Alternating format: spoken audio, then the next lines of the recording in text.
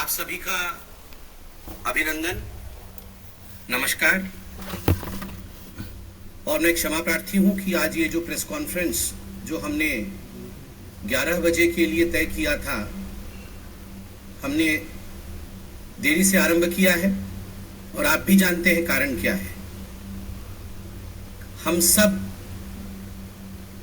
श्रद्धा के साथ टीवी पर हमारे जो जवान, जो अफसर हिंदुस्तान के आर्मी के, जिन्होंने शहादत प्राप्त किया है, जिन्होंने मां भारती के लिए बलिदान दिया है जम्मू कश्मीर में लड़ते हुए, उनके अंतिम यात्रा को देख रहे थे। और सभी के मन में दुख भरा हुआ था। सभी किस प्रकार से हम सब अपने देश, अपने भारत के लिए कुछ कर सके, इस प्रकार की भावना के साथ जुड़े हुए थे। मगर मुझे आश्चर्य होता है कि जब ऐसी परिस्थिति देश में होती है, आप लोगों में से कई चैनल ये भी दिखा रहे हैं कि अभी अटैक्स चल रहे हैं, आतंकवादी हमले हो रहे हैं, उस बीच भी कुछ नेता ऐसे हैं जो बयान देते हैं जो देश के विरोध, जिसमें देश का विरोध। कांग्रेस के जाने माने नेता, कांग्रेस के दिग्गज नेता सैफुद्दीन सोज, उन्होंने कश्मीर में इस हमले को लेकर जिस प्रकार का बयान दिया है और कहा है कि हिंदुस्तान को चाहिए कि वो पाकिस्तान के साथ न केवल बात करे, अपितु आतंकवादियों के दिमाग के अंदर, आतंकवादियों के मन के अंदर क्या चल रहा है, उन्हें क्या चाहिए, उसे भी समझने की कोशिश प्रधानमंत्री नरेंद्र मोदी जी को करना चाहिए। आप सोच के देखिए, ये कांग्रेस की सोच है, ये कांग्रेस की सोच है। सैफुद्दीन सोज जो कांग्रेस के दिग्गज नेता है, जिन्होंने जम्मू कश्मीर को लेकर पहले अपने किताब में कश्मीर को लेकर प्लेबिसाइट होना चाहिए, कश्मीर अलग होना चाहिए, इस प्रकार के बयान भी दिए। उन्होंने आज कहा है कि आतंकवादी के मन के अंदर, आतंकवादी के दिमाग में क्या चल रहा है, हिंदुस्तान का यह फर्ज है कि हिंदुस्तान ये जाने। आर्मी के चीफ को सड़क का गुंडा कहती है कांग्रेस, और आतंकवादी के मन को पढ़ने के लिए प्रयास करना चाहिए, इस बयान की हम निंदा करते हैं। जहां तक फारूक अब्दुल्ला और बाकी नेताओं का सवाल है, उन्होंने भी पाकिस्तान से बातचीत की, पेशकश की। मुझे दुख केवल इस बात का है कि हजारों बार हिंदुस्तान ने कहा है talks and terror can never move together. उसके बावजूद जब शहादत चल रही, जब वीर जवानों की अंतिम यात्रा चल रही हो, उस समय इस प्रकार की, मैं कहूंगा, इस प्रकार के स्टेटमेंट कहे जाएं, ये न केवल अनुचित है, अपितु ये दुखद है। हिंदुस्तान इसका जवाब दिया। मुझे तो ये कहते हुए भी दुविधा होती है, कहते हुए भी दुख होता है कि सैफुद्दीन सोज, फारूक अब्दुल्ला जैसे लोगों को एक मुख्य स्थान इन राजनीतिक पार्टियों ने दिया हुआ है, अपने अलायंस में, अपने पार्टी में, अपने ग्रुप में। उनको बॉयकॉट नहीं करते, मगर बॉयकॉट करने की बात आती है तो लोकतंत्र में पत्रकारिता को किस प्रकार बॉयकॉट करना है, उसको लेकर ये लोग आगे बढ़ रहे हैं। ये जो इंडिया अलायंस है, आप सभी जानते हैं आज 15 सितंबर है। 15 सितंबर यानी अंतर्राष्ट्रीय लोकतंत्र दिवस, इंटरनेशनल डेमोक्रेसी डे। आज के दिन जिस प्रकार का एक सर्कुलर ये इंडिया अलायंस या घमंडिया अलायंस कह लीजिए, उन्होंने जारी किया है और कुछ पत्रकारों का नाम, बकायदा नाम लिखकर जारी किया है। ये हिंदुस्तान के लोकतांत्रिक इतिहास में पहले कभी नहीं हुआ था कि इस प्रकार पत्रकारों के नाम के साथ कि हम उन्हें बॉयकॉट कर रहे हैं, एक सर्कुलर जारी किया जाए। ये पत्रकारिता का विरोध है। और इंटरनेशनल डेमोक्रेसी डे में कहीं न कहीं ये दिखाता है कि कुछ ऐसे दल आज भी हिंदुस्तान में, जो पहले भी लोकतंत्र पर विश्वास नहीं करते थे और आज भी लोकतंत्र और लोकतांत्रिक प्रक्रियाओं पर विश्वास नहीं रखते। एक इतिहास है, there is a chronology in history. आप याद कीजिए, पंडित नेहरू हिंदुस्तान के पहले प्रधानमंत्री, 10 मई 1951, 10 मई 1951, हिंदुस्तान का पहला अमेंडमेंट, हिंदुस्तान के संविधान का जो पहला संशोधन होता है, वो संशोधन क्या था? The first amendment of the Indian Constitution was to curb the freedom of expression. किस प्रकार से रेस्ट्रिक्ट किया जाए फ्रीडम ऑफ स्पीच को, यह पहला संशोधन, प्रथम संशोधन था पंडित जवाहरलाल नेहरू का, भारतवर्ष का। आप सोच के देखिए, भारतवर्ष की उस समय एक इंटरिम सरकार चल रही थी, इलेक्शंस भी नहीं हुए थे, मगर एक इंटरिम गवर्नमेंट द्वारा पहला संशोधन, यह किस प्रकार फ्रीडम ऑफ स्पीच को रोका जाए उसको लेकर था। इंदिरा गांधी 25 जून 1975, 25 जून 1975 declaration of emergency, the black day in the history of India's democracy. इतिहास में हिंदुस्तान के लिए एक काला धब्बा बना था जब इमरजेंसी लागू इंदिरा गांधी ने किया था, और लाखों पत्रकारों को जिस प्रकार से प्रताड़ित किया गया था, संपादकीय तक पत्रकार लिख नहीं पाते थे। पुलिस बैठकर देखती थी वहां पर कि संपादकीय में कहीं इंदिरा गांधी के विरोध में कुछ लिखा जा रहा है या नहीं लिखा जा रहा। मीसा कानून के अंतर्गत न जाने आप में से कई लोग यंग पत्रकार यहां बैठे हैं, आप में से कितने के पिताओं के ऊपर, कितनों के दादाओं के ऊपर, कितनों के जानकारों के ऊपर, कितने ही पत्रकारों के ऊपर जुर्म ढाया गया मीसा कानून के अंतर्गत। इस विषय से भी हिंदुस्तान वाकिफ है।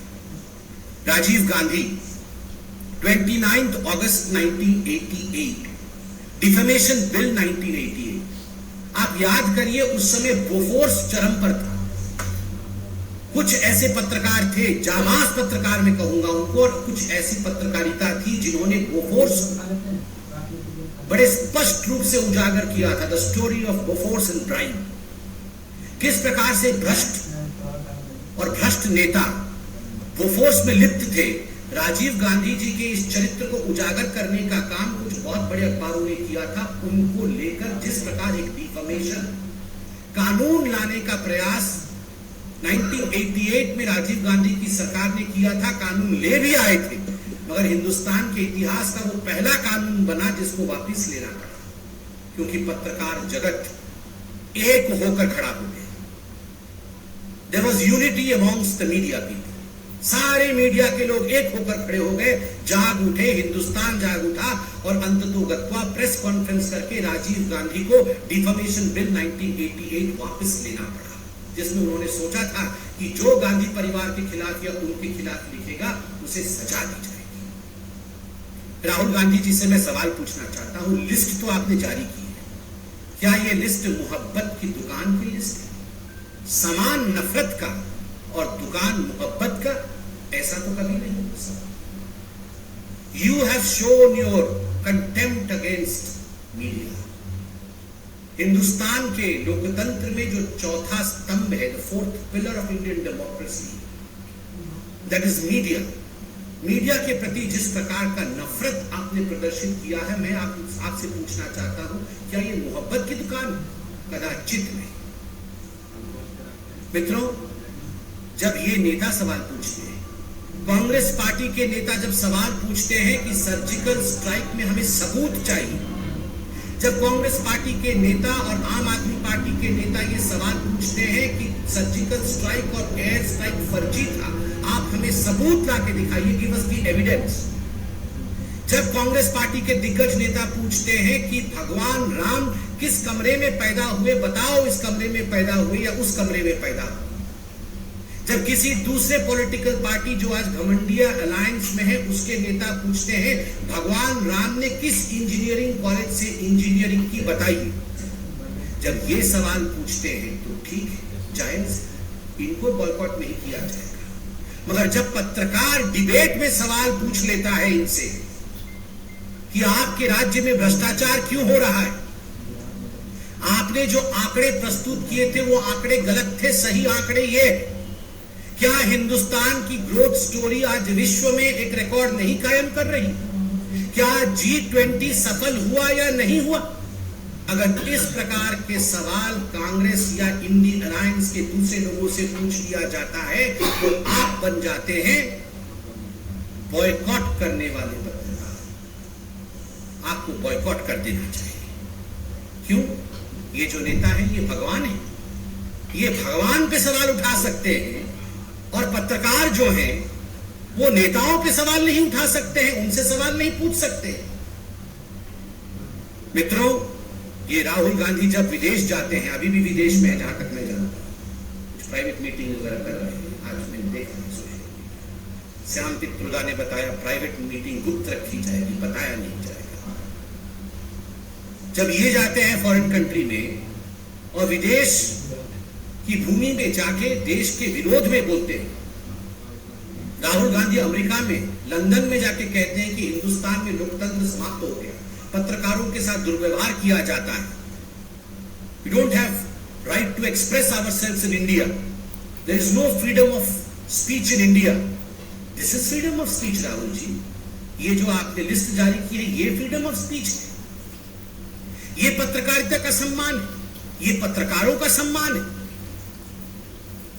ये जो बॉयकॉट करके आप सम्मान दिखा रहे हैं डेमोक्रेसी का, ये आज पूरा विश्व देख रहा है, पूरा हिंदुस्तान देख रहा है। और मित्रों, आप सब पत्रकार बैठे हैं यहाँ पर, और आपके माध्यम से और टीवी के कैमरे के माध्यम से मैं करोड़ों पत्रकारों से आज सवाल पूछता हूँ, क्या ये जो 14 नाम लिखे गए हैं, ये बॉयकॉट के नाम है या ये टारगेट लिस्ट है? क्या इनको केवल बॉयकॉट किया गया है या इनको टारगेट करने के लिए इनके नाम जारी किए गए हैं? मैं ये सवाल पूछता हूँ। ये हिट लिस्ट है। कुछ ऐसे पत्रकार हैं जो डिबेट नहीं करते, जो डिबेट नहीं करते हैं, आप उनमें गेस्ट भेजेंगे ही कैसे? तो उनके नाम क्यों रखे गए हैं? टारगेट करेंगे, एफआईआर डालेंगे, आपको छोड़ेंगे नहीं, आपको मसल के रख देंगे। और आप बताइए, एक पॉलिटिकल पार्टी के कार्यकर्ता होते, अब मैं कांग्रेस के लिए या उनके पार्टी के लिए कहूंगा नहीं कि लाखों कार्यकर्ता है, हजारों तो हैं, कुछ सौ तो है ही।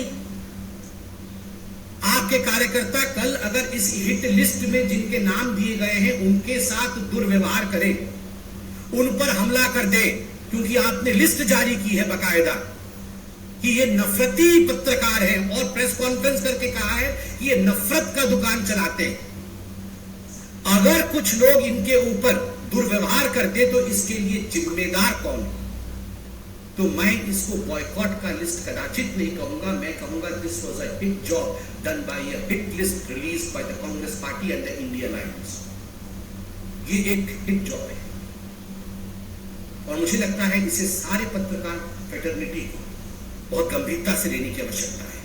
बंगाल में तो देवमाल्या बागची नामक एक पत्रकार परसों ही शायद गिरफ्तार भी हुए, केवल इस कारण से गिरफ्तार हुए हैं क्योंकि उन्होंने सच्चाई दिखाई है। किस किस को बॉयकॉट करेंगे राहुल जी?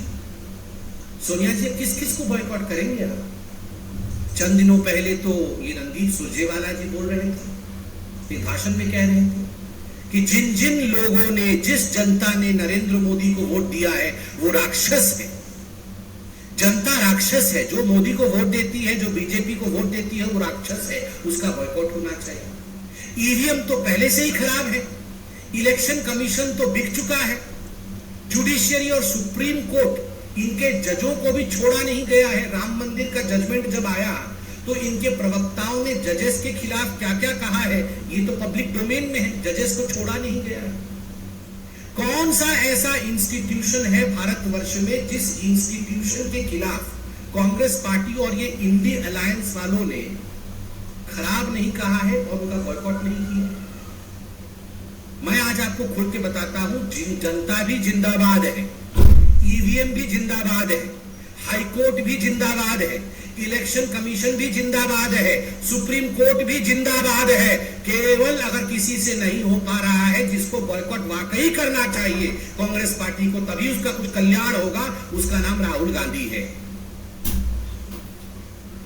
पूरे दुनिया को बॉयकॉट करने चले हैं, पत्रकार भी जिंदाबाद है, वो भी अपना काम कर रहे हैं। अरे नेता में दम नहीं है भैया। बॉयकॉट किस किस को करोगे? जनता को बॉयकॉट करोगे, सुप्रीम कोर्ट को करोगे, पत्रकारों को बॉयकॉट करोगे, टीवी को बॉयकॉट करोगे, किसको बॉयकॉट करोगे? बॉयकॉट करना है, अगर कुछ आगे बढ़ना है तो अपने नेता को बॉयकॉट करो, उसी को छोड़ने से कुछ कल्याण हो सकता है एकाध परसेंट। और मुझे एक प्रश्न वो अवार्ड वापसी गैंग और जो मोमबत्ती वाले हैं उनसे भी पूछना है कि आज शाम को कहीं मोमबत्ती ये सुलगाएंगे या नहीं? ये अगर हमारे तरफ से कोई लिस्ट जारी हो गई होती तो मार्केट में मोमबत्ती कम पड़ जाती है, ब्लैक में मोमबत्ती बिक्री हो रही, सारे मोमबत्ती कल से खरीद के घूम रहे होते, मगर एक भी मोमबत्ती खरीदी गई है नहीं, सच में हंसने का विषय नहीं।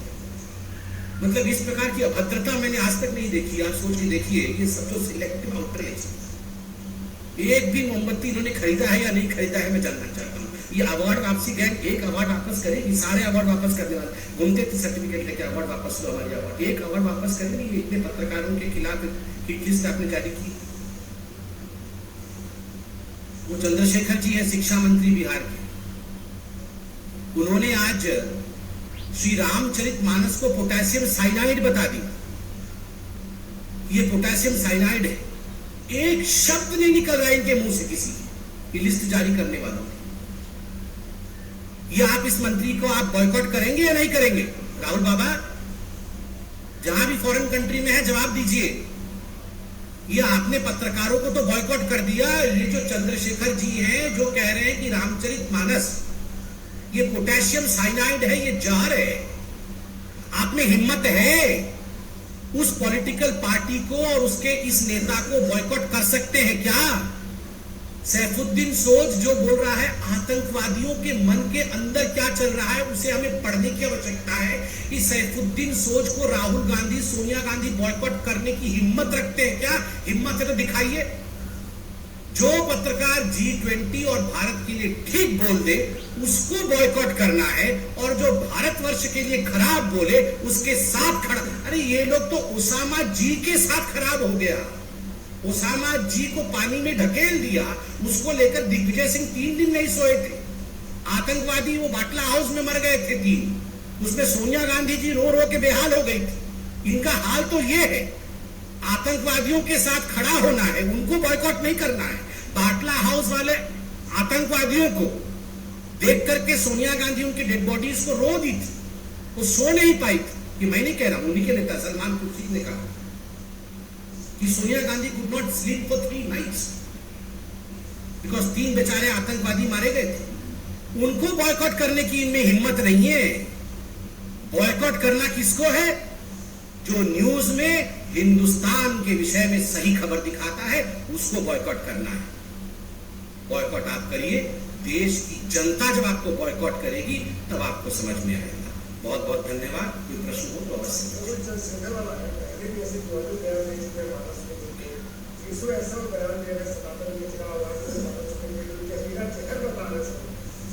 तो जहां तो बना ही हुआ उनके अंदर। ये जितने भी इंडी अलायंस वाले हैं इन सबके अंदर हिंदू धर्म के लिए जो जहर भरा हुआ है उनके हर वाक्य में ये विषय दिख रहा है। वरना आप सोचिए, कोई ये बोल सकता है कि हिंदू धर्म डेंगू है? कोई ये बोल सकता है कि हिंदू धर्म मलेरिया है? कोई ये बोल सकता है कि हिंदू धर्म एड्स है? ऐसे शब्दों का तो प्रयोग ये रोज रोज कर रहे हैं और कह रहे हैं कि रामचरितमानस पोटेशियम साइनाइड है। अरे करोड़ों लोगों की आस्था है, राम नाम सत्य है कह के हम सब इस धाम से परलोक जाते हैं। उस राम के नाम को जहर बताना, इतनी हिम्मत जो लोग रखते हैं वो इस देश के ही मूल आस्था पर सवाल करते हैं, उस पर चोट करते हैं। इसमें तो कोई दो मत ही नहीं। उनका पूरा जनता बॉयकॉट करेगी, आप देखिएगा। पूरा लिस्ट, उनका लिस्ट भी नहीं निकल सकता, इतना बड़ा है।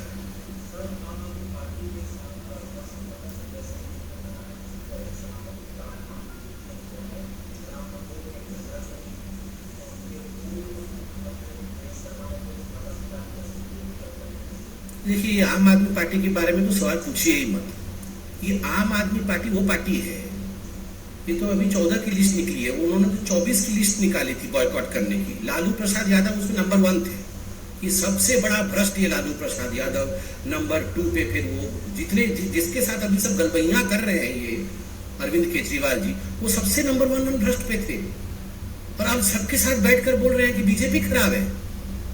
आप सोचिए, उस आम आदमी पार्टी पे ये सारे पार्टी को देखिए।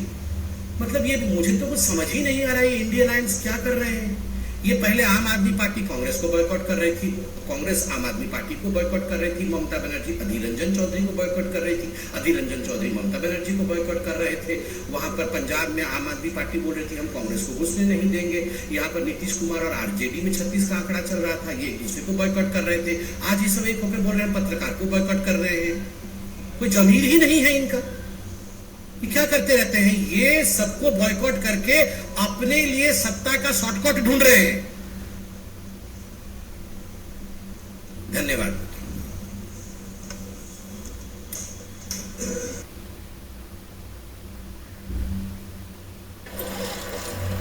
रिंकीला सिंगापूरमध्ये नोकरी लागली ना, तर फक्त आमची फॅमिली नाही, मम्मी असं कर ना. साहेबांची पूर्ण फॅमिली देखील तिला सोडायला आली. देश आपण देखील हिच्यासोबत तिकीट काढूया का? What your history teacher has probably told you in school, they were just teaching what was there in the syllabus, but to know that a lot of that is